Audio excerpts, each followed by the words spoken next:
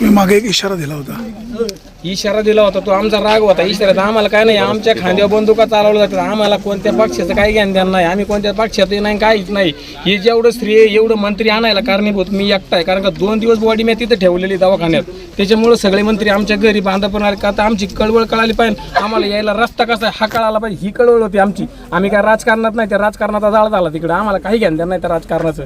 सगळ्यांनी पाहिले अडी अडचणी ज्या आहेत ना त्या पाहून हा उद्रेक साहजिक होतो आणि त्याच्यातून काहीतरी निकाल मिळाला पाहिजे हिशोबाने जो उद्रेक साहजिक होता हे साहेबांना बी माहिती. आमच्यावरती काय काय परिस्थिती झालं आहे आता एवढ्या पिढ्या झाल्या. आता आमचं विलास आसन, विलाचे अर्जुन नाना असतील, हे सगळे असतील, ह्या सगळ्यांची अख्खी पिढी गेली तरी रस्ता झाला नाही. आमची एवढीच भावना होती का इथपर्यंत आणायचं. कारण एखाद्या माणसाला काही झालं तर तातडीने दवाखान्यात न्यायला हा रस्ता असा आहे, हा रस्ता झाला पाहिजे. या गावात रस्त्याचं काहीच नाही. ऐका सर, आणि एक मिनिट, हेच ही पहिले घटना सगळं. जर रात्रीचं जर आता हे दिवसा रात्रीचं जर दुर्दैवानी घटना झाली तर आमच्या घरी काहीच येत नाही. त्या दिवशी आम्ही ट्रॅक्टर लावून आमची ॲम्ब्युलन्स आम्ही ओढत नेली.